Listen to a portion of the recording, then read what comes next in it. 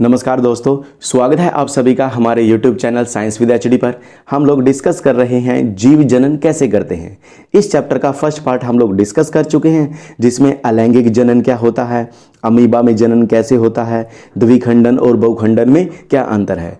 अगर ये वीडियो आप लोग देखना चाहते हो तो डिस्क्रिप्शन में इसका लिंक है और ऊपर आई बटन पर भी क्लिक करके आप ये वीडियो देख सकते हो। आज हम सेकेंड पार्ट डिस्कस करेंगे, जिसमें हम खंडन, बीजाणु समासंग, पुनरुद्भवन या जिसे पुनर्जनन भी कहते हैं। देखिए, हम बहुत से जीवों को देखते हैं और उन जीवों को संरचना के आधार पे दो भागों में बांट दिया गया है। पहला एक कोशिकीय जीव और दूसरा बहुकोशिकीय जीव।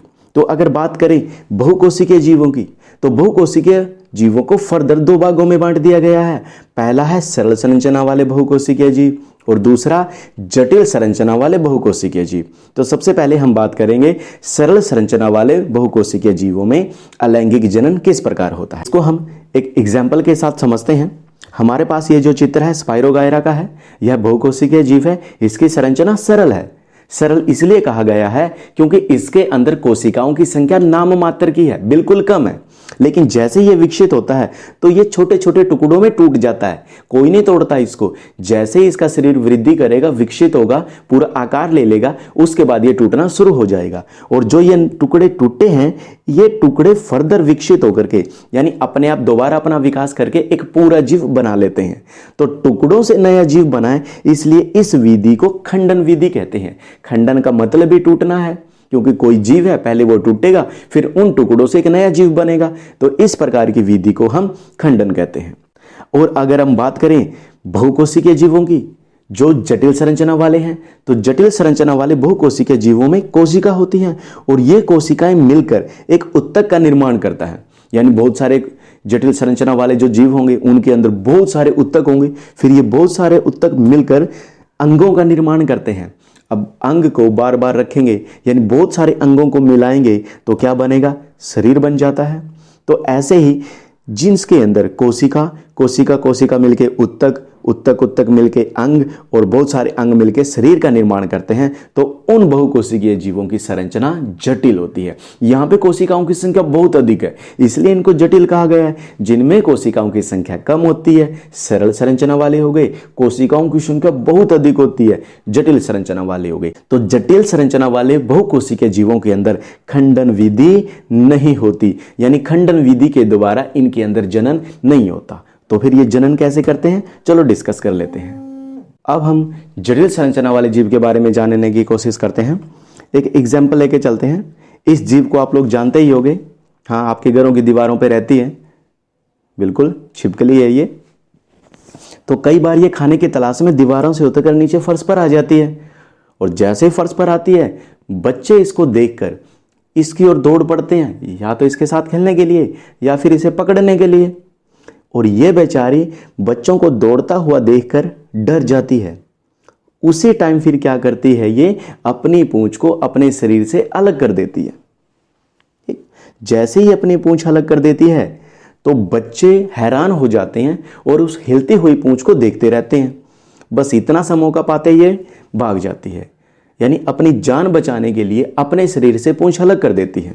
लेकिन जैसे जैसे दिन बीतते हैं, दोबारा से इसकी पूंछ उसी स्थान पर वैसी के वैसी उत्पन्न हो जाती है। अगर बात करें कि छिपकली की टांग कट गई तो दोबारा से टांग बिल्कुल नहीं आएगी, बीच में से कट गई, पूरी की पूरी ये विकसित नहीं होगी। सिर्फ पूंछ ही ऐसी है कि कट जाने पे ये अपनी पूंछ दोबारा से विकसित कर लेती है और इसे दोबारा से शरीर के विकसित करने की प्रक्रिया को या विधि को पुनरुद्भवन या पुनर्जनन कहते हैं। ऐसा क्यों होता है? ऐसा इसलिए है क्योंकि इनके अंदर पुनर्जनन करने वाली कोशिकाएं होती हैं। ये कोशिकाएं सिर्फ पूंछ वाले हिस्से में हैं, बाकी शरीर में नहीं है। ऐसे ही बहुत सारे जीव हैं जो पूरा शरीर विकसित कर लेते हैं। छिपकली में तो सिर्फ पूंछ विकसित करने की क्षमता है, लेकिन बहुत सारे ऐसे जीव हैं जैसे प्लेनेरिया, हाइड्रा, ये क्या करते हैं, जैसे जैसे ये विकसित होंगे तो ये अगर हम इनके छोटे छोटे टुकड़े कर दें, तो जैसे हमने क्या किया, प्लेनेरिया के 3 टुकड़े कर दिए, तो ये जो 3 टुकड़े हैं ये धीरे धीरे पूरे शरीर में विकसित हो जाएंगे।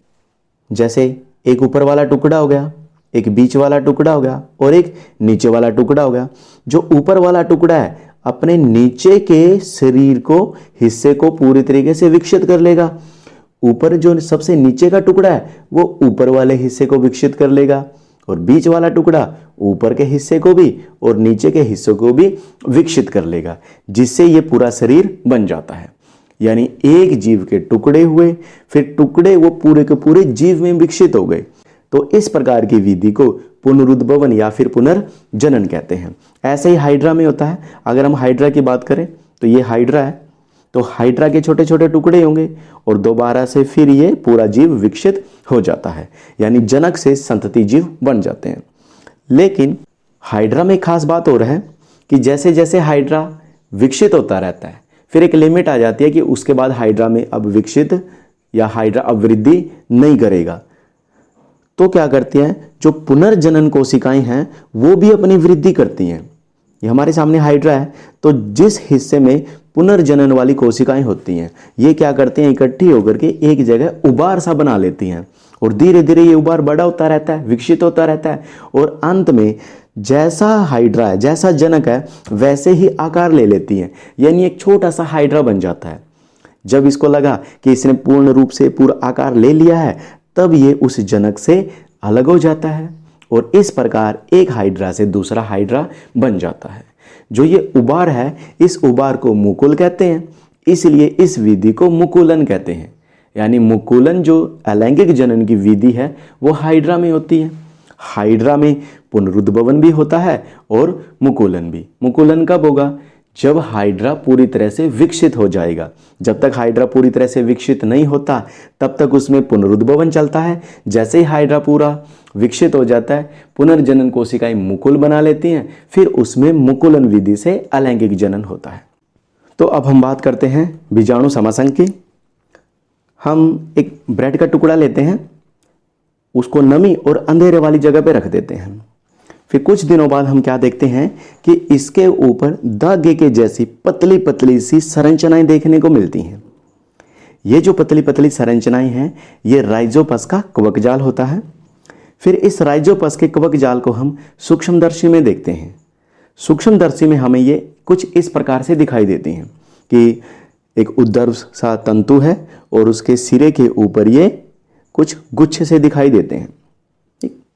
इन गुच्छों को बीजाणुदानी कहते हैं। जैसे साबुनदानी के अंदर साबुन, नमकदानी के अंदर नमक, तो ऐसे ही बीजाणुदानी के अंदर बीजाणु होते हैं। और इन बीजाणुओं के ऊपर एक मोटी परत होती है जो इनकी रक्षा करती है विपरीत परिस्थितियों में। ये तब तक रक्षा करती है जब तक इनको अनुकूल परिस्थितियां नहीं मिल जाती, यानी सही तापमान, सही नमी, अंधेरे की पर्याप्त मात्रा या प्रकाश की कमी। जब तक वो परिस्थितियां इसके लिए नहीं आ जाती तब तक ये परत इनकी रक्षा करती रहती है। जब वो परिस्थितियां आ जाती हैं वो परत टूट जाती हैं और ये बीजाणु फैलकर अंकुरित हो जाते हैं। जब ये अंकुरित हो गए तो नया कवक जाल पैदा कर देते हैं। तो इस प्रकार बीजाणुओं से एक नया जीव बना है, नया कवक बना है, इसलिए इस विधि को बीजाणु समासंग कहते हैं। तो आज के लिए इतना ही। मिलते हैं नेक्स्ट वीडियो में नेक्स्ट टॉपिक के साथ।